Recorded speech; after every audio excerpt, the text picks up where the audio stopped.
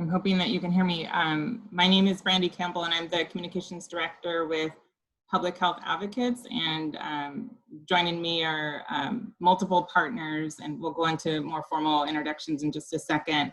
I just wanted to sort of turn your attention to some quick logistics, just to hopefully make it a little easier to follow the discussion and ask questions as well. So we do have a link in the chat box. It says phadvocates.org when the smoke clears. And so that does direct you to Public Health Advocates website, where we have our studies that we'll be talking about in more depth, as well as a trailer documentary, which will be providing a visual of the context of the discussion.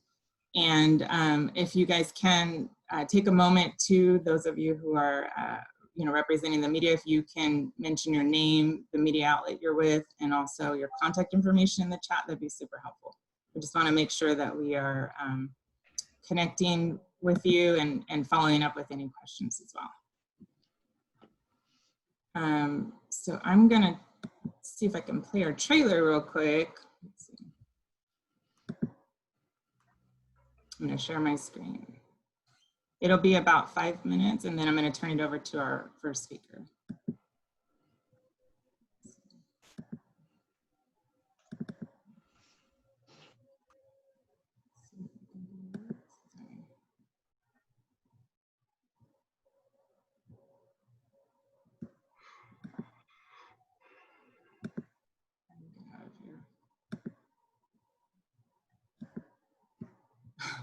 So many things open, sorry. Okay, it's not letting me get back there. I might have to defer to you, Flo, on this one. Do you think you can share the screen?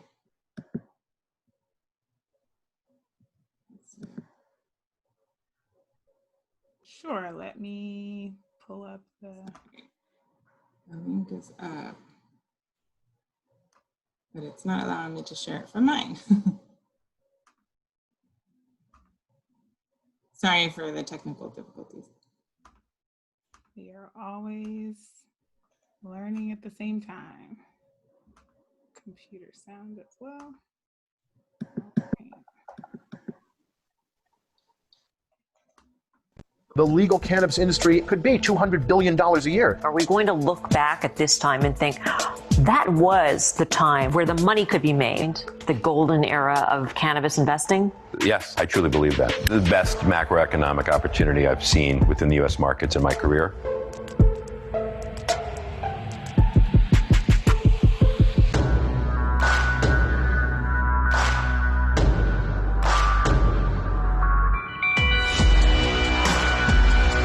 My mother-in-law, she was shot. Her whole house was shot up because of marijuana.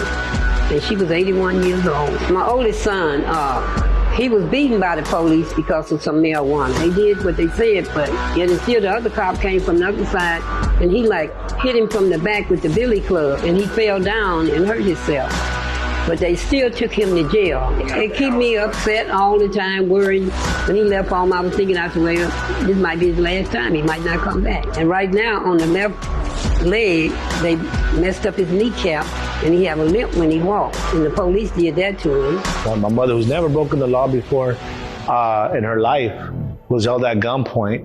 And this was attributable to the actual war on drugs. And as a child growing up with that reality, it's not explained to you what's going on, and you're left to internalize this and deeply affected by it, deeply affected by it. Earl Sampson has been stopped and questioned by police a total of 258 times. There's nothing on his criminal record other than a marijuana possession charge. He was shot last night and he didn't survive. I got caught with some weed, made me do 2 years off of that, and I see him now selling weed. It was the industry, and I know they making billions off of it now. We still down here going to jail over nickel bags or whatever. The impact of the criminal justice system doesn't impact one person. It begins to erode that family structure, and that's what makes strong neighborhoods. We didn't get no alcohol money, we didn't get no cotton money, no tobacco money, no rice money. Matter of fact, we wouldn't even reparate it.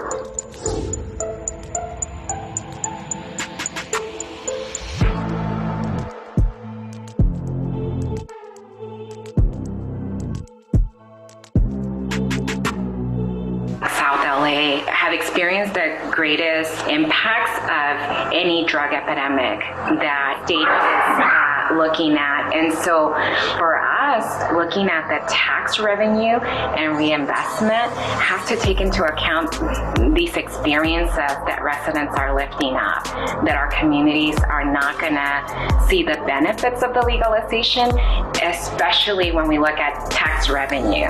If we were to see the benefits, it would mean that the state, the county, and the city would really think about an equitable distribution and investment of tax reinvestment dollars. We need our own Truth and Reconciliation Commission here, both in the state of California, but then also nationally, right? We need to reconcile these issues, because one of the reasons why we're having a hard time with policy change is because people don't understand how history has affected today's wealth gap and how history has affected the inequities we deal with today. I think that we have a real opportunity with the cannabis revenue to repair some of the harms that were done because of the war on drugs. And about what it said, I think it's a mixture of the money, but also policy. Like, there's all these ways in which folks are caught in the system,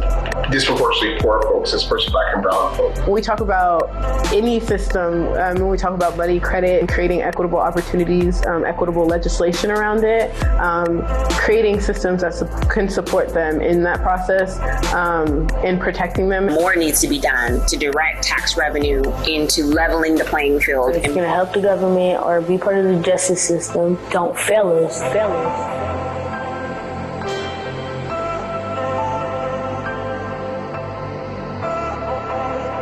Don't fail us.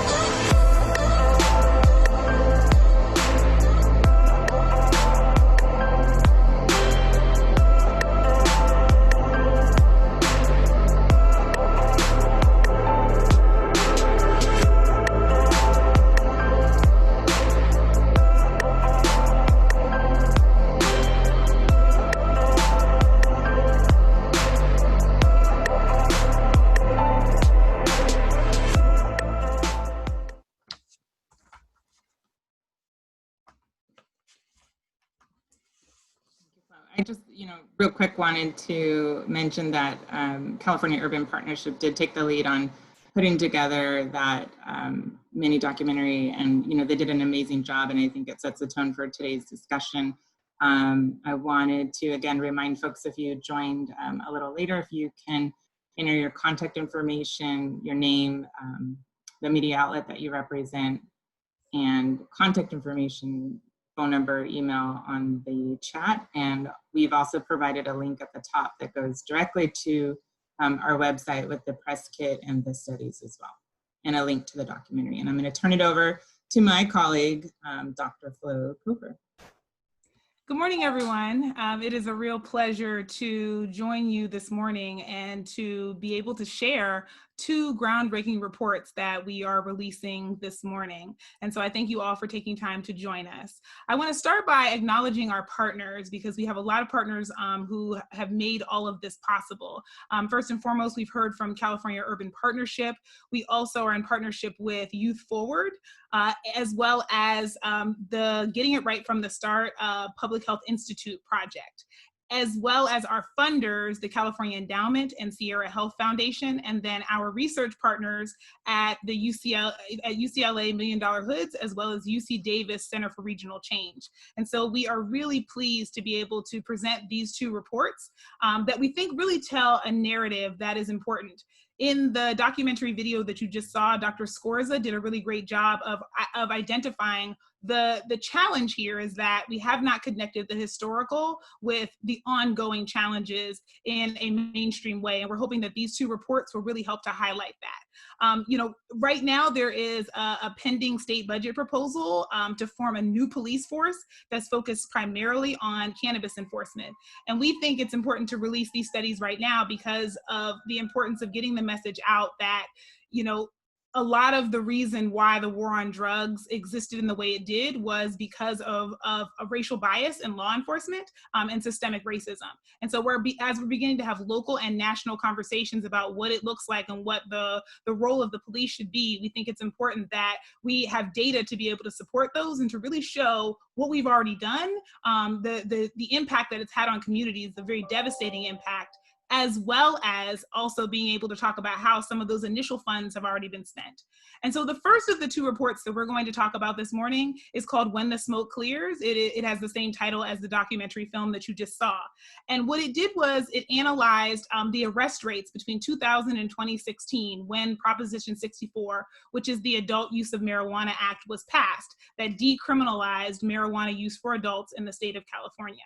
And it's important that we remember that the impetus for that and the messages that were shared with voters were about the need to decriminalize and the impact that was having on communities. And that was largely why communities supported this. And that is part of what we are documenting in that first report, is just the really, really stark disparities in who was arrested for marijuana prior to its legalization. And so we, at the unfortunate head of the pack is my hometown and many of the hometown of people on this call, Sacramento, and their rate was 29 times higher for Black arrest rates as compared to white arrest rates.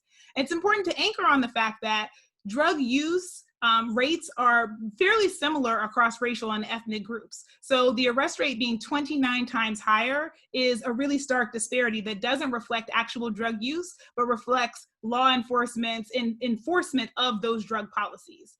And so we see that as a real charge for us to do better. But other cities that have incredibly high rates include Palo Alto with a 26 times higher arrest rate for Black as compared to white residents of that area, Southgate with 26 times as well, Oakland at 25 times, Berkeley 25 as well, Fremont 23, San Francisco 22, and Citrus Heights at 21.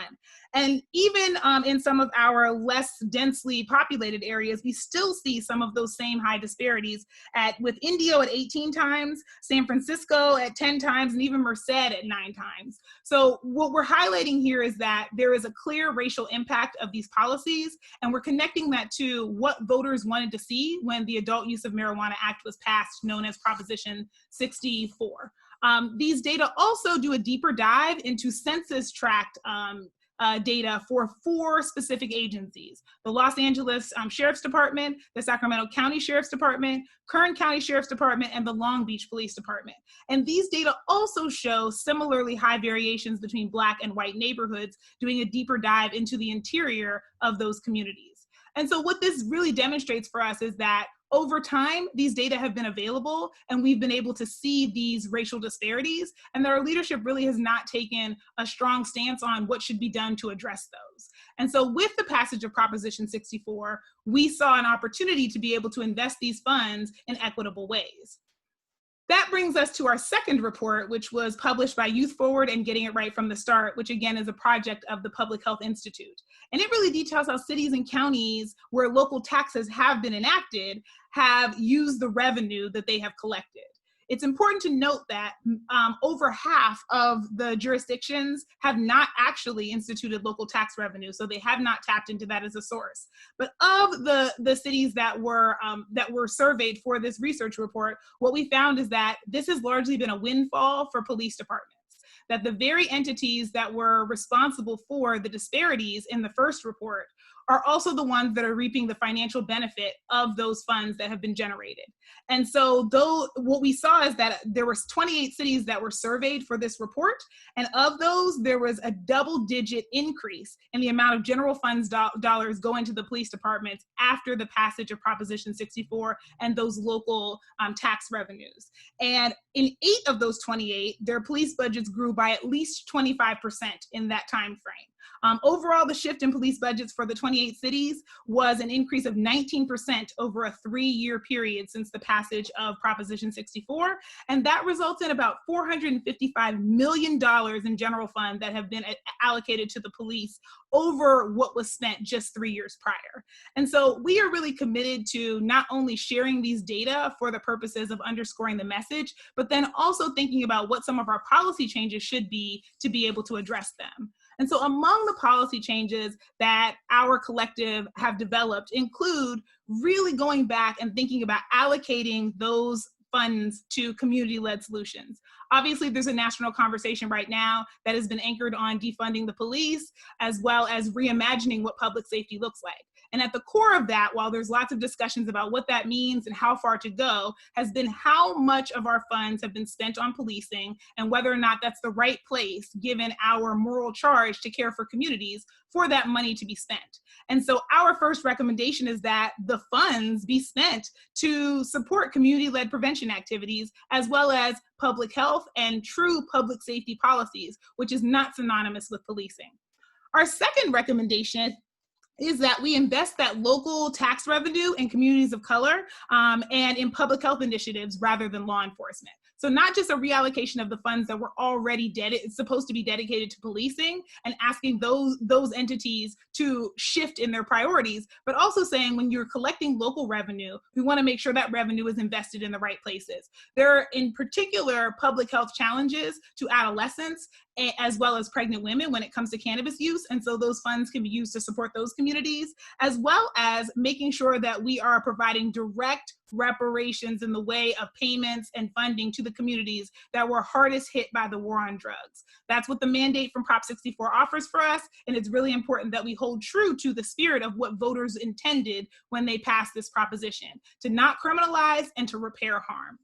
Our third recommendation is that we have community-centered partnerships to restore trust and promote healing. And we think that's incredibly important because what it does is it allows those communities that were impacted to have a leadership and an advisory role in how funds should be spent and in what regulations are put on the communities where legal cannabis is being sold. And then lastly, we want to take a restorative justice approach to making sure that underground market operators come into compliance.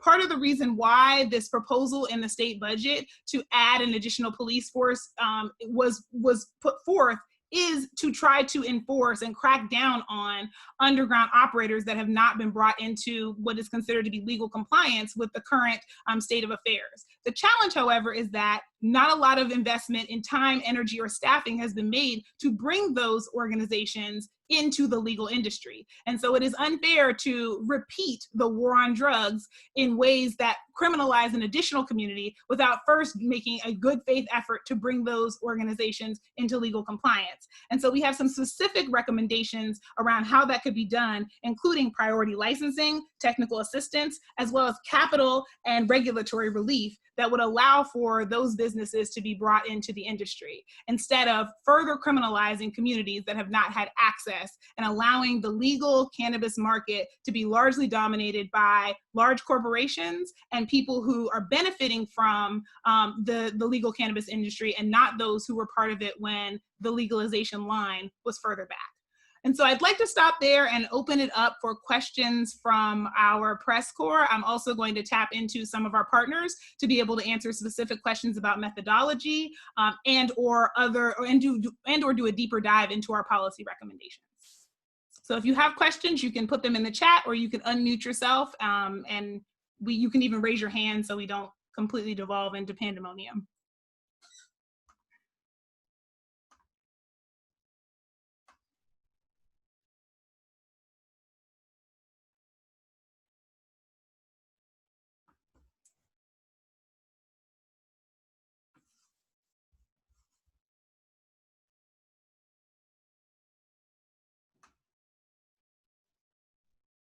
And everyone was automatically muted when they joined the call. So if you would like to ask a question, please unmute yourself. And if you're having trouble with that, raise your hand and we will unmute you. There's a question in the chat. Oh, great.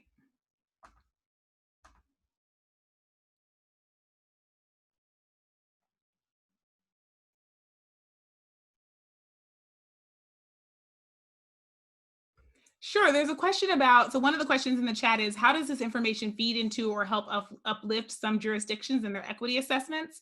Would any of our partners like to take that question?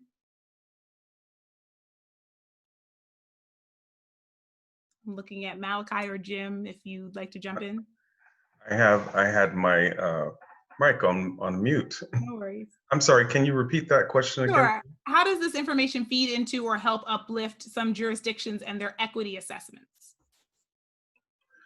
Well, one of the things that this study and a set of studies does is it shows you how really there is an intentional and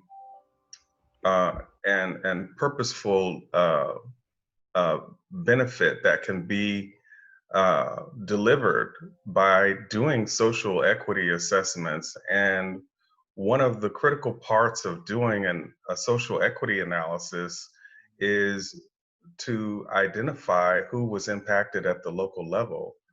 These studies really cut down on the time period and on the lag that we've seen many of our cities and counties in California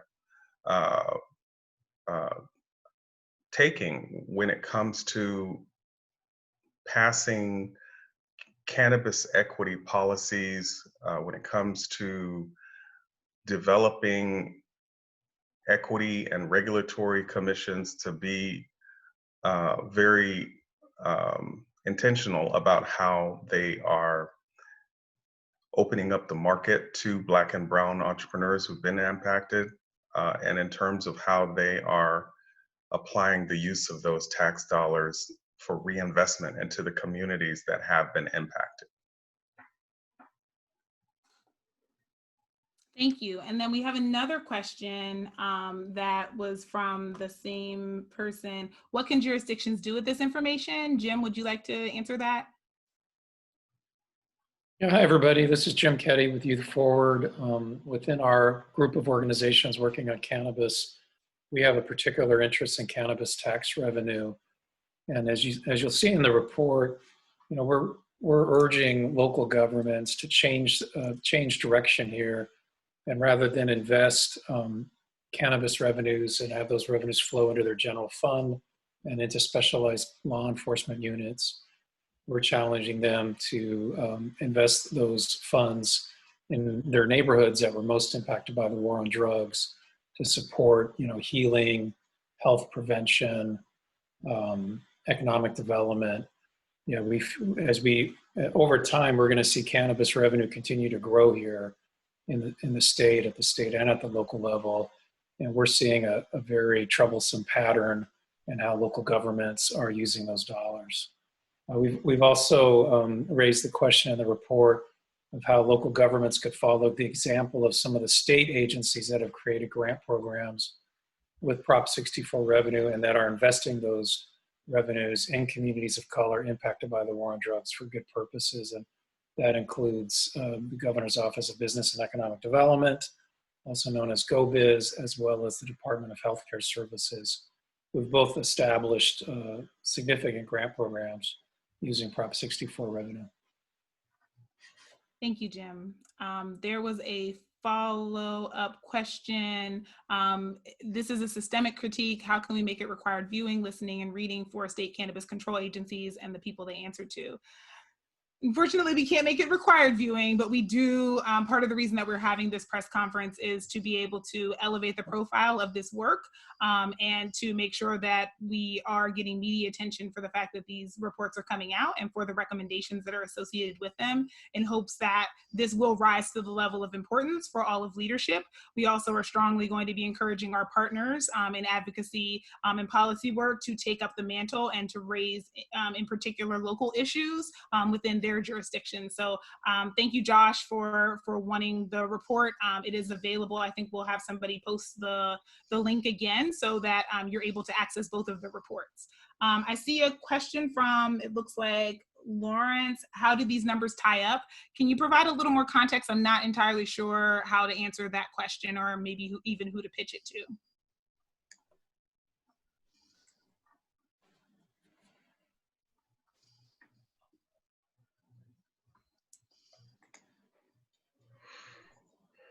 And you can feel free to unmute. He's on mute right now. Okay. Let's see. I'm going to unmute you if you're willing to maybe clarify. unless you've muted yourself and I can't unmute you. Yes, sorry, something came up. I'll be right back. The question kind of just sent without me finishing it, so I'll be right back with a complete question in a couple minutes. I'm sorry.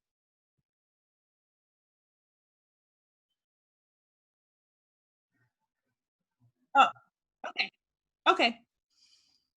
So we have another question. Can we discuss any additional details about the restorative justice recommendation for the underground market? Sure, absolutely. The purpose of that, and I'm going to pass this along to Malachi in a moment, but the real purpose of that is, as I mentioned, one of the things that's happening right now is that at the state level, they're trying to add more officers to be able to crack down on underground operators. And so the importance of that recommendation is around making sure that we allow an opportunity before we start to criminalize activities, that we have made a good faith effort to bring all of those organizations into legal compliance. And right now we have not invested significant resources in terms of staffing, as well as time and energy into doing that. And so the recommendations that are included are ways to be able to make sure that that happens, so that those operators are given space and funding and time and the outreach necessary to be able to be in compliance, because there are lots of regulations around how the legal market operates. And so if you don't have the resources, it can be very challenging to be able to engage. And I want to pass it over to Malachi because he's been working really in depth on these issues, in case he'd like to share any additional details. Thanks, Flo, and thanks, Davina, for that great question. When it comes to restorative justice recommendations for the underground market, I think in many cases they are the same as the recommendations for those who are trying to enter into the legal market. And those are local recommendations as well as state recommendations. At the local level, we have a need to require some contracting and partnership arrangements with general operators. We define general operators as those who have not been impacted by the war on drugs. And so those general operators should really be having 50% contracting requirement in their seed to sale business that they do. Also a 50% contracting requirement in terms of their ancillary business contracts that they have currently. That includes anything from a graphic designer to a security company to bookkeeping and the like. And then with respect to the dispensaries that are run by general operators, we are seeing a need for them to be required to create shelf space for those who are impacted, social equity participants. There are a number of recommendations at the local level, and I'm happy to discuss those further with anyone who would like to, because they're quite extensive. And when we look at the state level, one of the issues that we see is a huge loophole, and it's one of the problems of Prop 64 in terms of how it was designed and how it was rolled out in the state with no intentionality around how to include people who have been generationally impoverished by the war on marijuana. When it comes to a state, we have about 5 cities and counties in the state of California total who have equity programs. The rest of the state, cities and counties, do not have an equity program. And so really what can happen is, if you have a local jurisdiction that does not have an equity program and a general operator gets a license, they can then go to the state as well as and get a license with no requirements that they contract with or partner with cannabis entrepreneurs who've been impacted negatively and disproportionately by the war on drugs. And I'm happy to talk more about those policy recommendations further if someone wants to talk more offline. Thank you, Malachi. Josh had another question. Do we have a sense of how racial disparities in arrest rates post-legalization in the counties identified compared to pre-legalization rates? Josh, that's a great question. The scope of our research was really on pre-legalization because we were trying to really make the case for why it's important to invest the post-legalization funds in the communities that were hardest hit. There has been legislation passed at the state level as well as several counties that have been working on marijuana expungement so that those records are expunged, but we have not looked at, in terms of the scope of the research, the two reports that are being published today, we've not looked at post-legalization arrest rates. But many, of course, of the offenses that were criminalized prior are no longer criminalized. So any of the marijuana, arrest rates would likely be falling into our fourth recommendation for policy change, which would be around illegal operators at this point. But to the actual statute has been changed, so we're not arresting people over the age of 21, and even those under 21 are not being criminalized. So for use, even though it's not technically allowed in that population.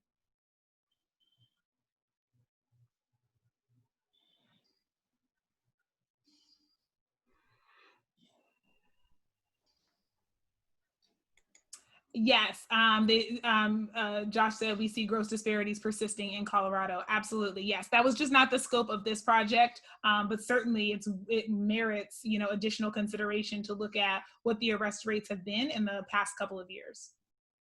Thank you.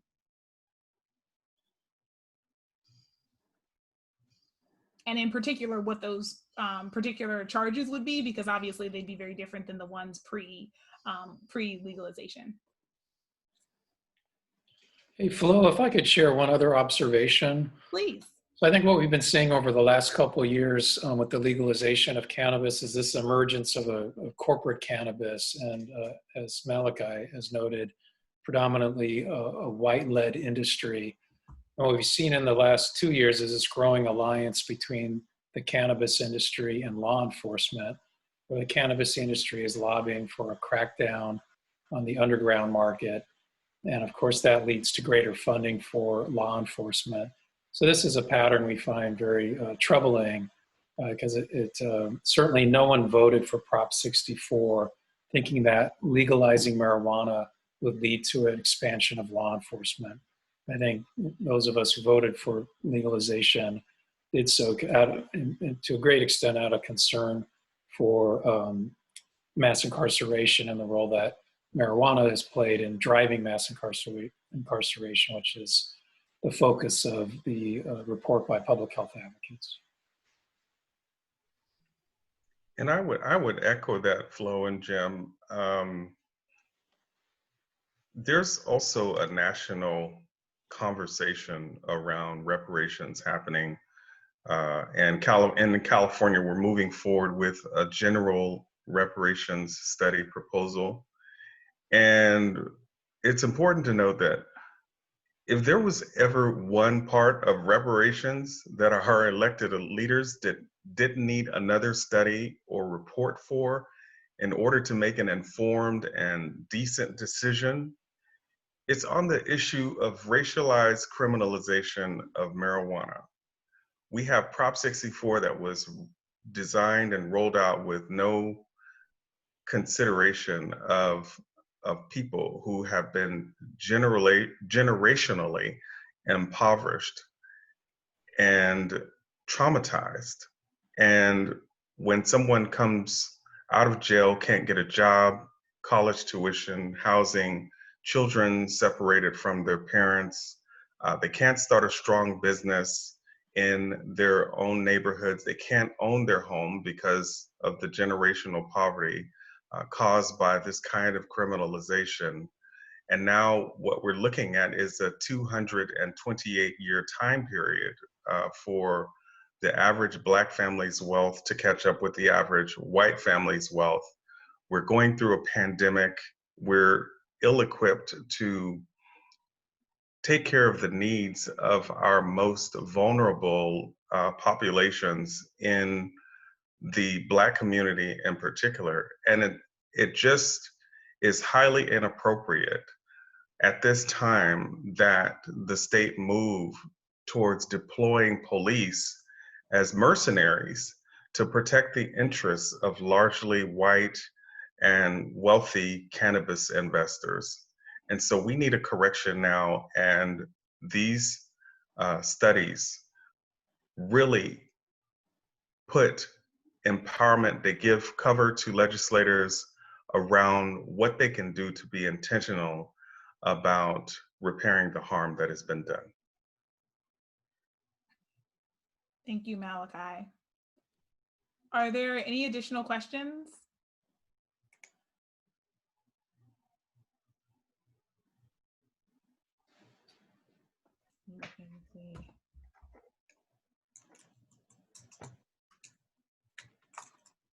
So Brandy has shared some information in the chat about next steps. Yeah, thank you, Flo. So I know there were some folks on the line, and there was a reporter, I think, from the Mercury News who had a question, but that's, maybe we can connect with them offline. But if there is anybody on the line that does want to talk more one-on-one with the experts, or requires a more in-depth interview with not only the experts or others in their area, please feel free to contact myself. I've listed my contact information in the chat. Again, if you have not checked in with us either over the phone or video, please share your contact information so that we can make sure to follow up with you. And I'll open it back up to just any last questions or comments from the group. Oh, great. All right, so let's see. Disparities in arrest rates and police funding.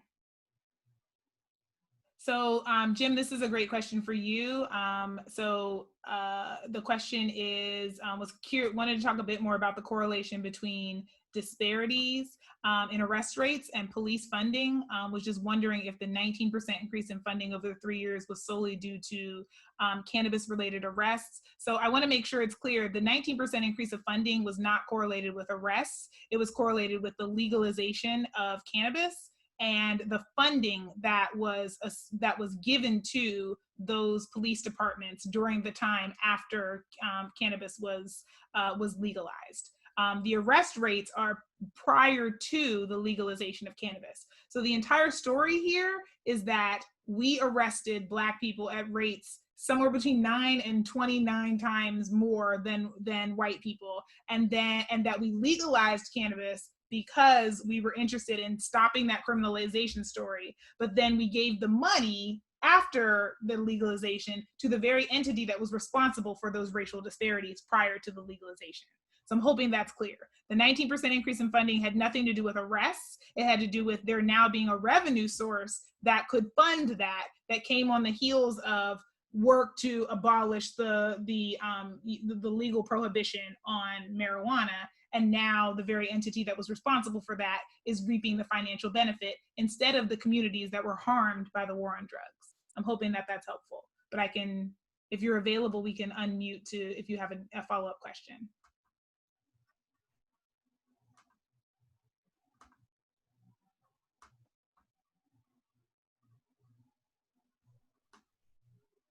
No, that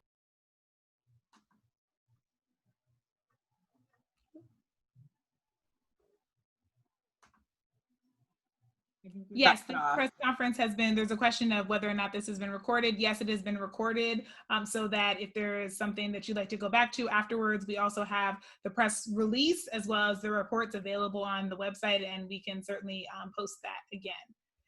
But let's see, I was trying to unmute you. I think we were probably pressing it at the same time. Sorry about that. I'll unmute you in case you wanted to ask a follow-up.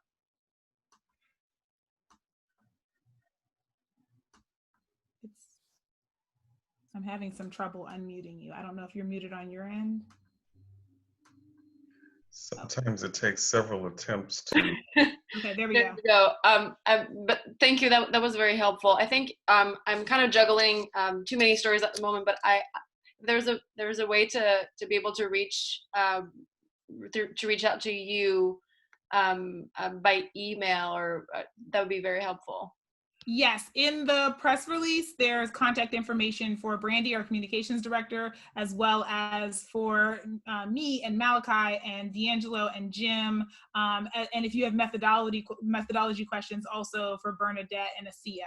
So if you have any questions about any part of this, we also have some additional regional contacts. If you are in a major market that you'd like to talk to someone from, we have some folks who have been doing policy work there who can talk about what some of the regional activity is to give you a fuller, fleshed out report of the landscape in your particular media market. Yeah, I would love that. I'll be reaching out. Thank you. Thank you.